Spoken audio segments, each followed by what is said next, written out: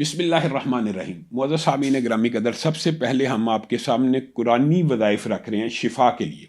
تو یہاں پہ بہت سے ساتھیوں نے یہ سوال کیا کہ کیا قرآن پاک میں شفا ہے؟ تو اللہ رب العزت نے اس بات کا خود قرآن پاک میں ہی جواب دے دیا ہے، وَنُنَزِّلُ مِنَ الْقُرْآنِ مَا هُوَ شِفَاءٌ وَرَحْمَةٌ لِّلْمُؤْمِنِينَ قُلْ هُوَ لِلَّذِينَ آمَنُوا هُدًى وَشِفَاءٌ۔ تو گویا اللہ رب العزت نے مومنین کے لیے قرآن پاک میں شفا رکھی ہے۔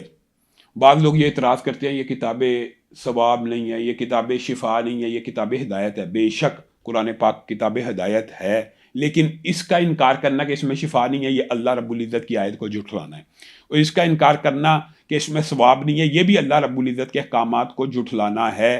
الف لام میم 3 حرف ہیں، پڑھنے کے اوپر 30 نیکی ہیں، ان کا ترجمہ نہیں آتا تو بغیر ترجمہ قرآن پڑھنا بھی ثواب ہے، اور قرآن پاک کو شفا کے لیے پڑھنا بھی ثواب ہے۔ حتیٰ کہ قرآن پاک کی بعض صورتیں ایسی ہیں جن کو اللہ رب العزت نے رسول اللہ صلی اللہ علیہ وسلم کے ذریعے ہم تک بھیجا، اور ان صورتوں کا نام صورت رقیہ، شفا والی، دم کرنے والی صورت رکھا، جو صورت فاتحہ انشاءاللہ آئندہ اس والے سے بھی گفتگو ہوگی۔ آج گفتگو یہ ہے کہ بسم اللہ الرحمن الرحیم کا وظیفہ آپ کے سامنے رکھا تو ساتھیوں نے کہا کہ یہ قرآن پاک میں شفا نہیں ہے۔ ہاں، قرآن پاک کے اندر سے بھی شفا اس شخص کو ملے گی جو پڑھے گا، یہ بات بھی یاد رکھیے، یہ مسئلہ بھی سمجھ لیجئے۔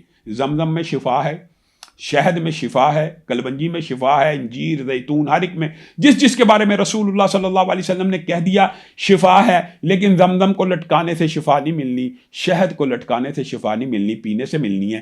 اس طرح بسم اللہ الرحمن الرحیم پڑھنے سے شفا ملے گی، اور آپ کو گارنٹی دیتا ہوں بسم اللہ الرحمن الرحیم جو بھی میں آپ کو وظیفہ بتاؤں گا اس سے پہلے ضرور پڑھا کیجئے اللہ کے نام کے ساتھ ابتدا نہیں، اور آپ کو کہا تھا یہ خلاصہ ہے کہ اللہ کے ساتھ ہی ہر چیز ہے، اور اللہ کے نام سے ہی ہر چیز کی ابتدا ہے۔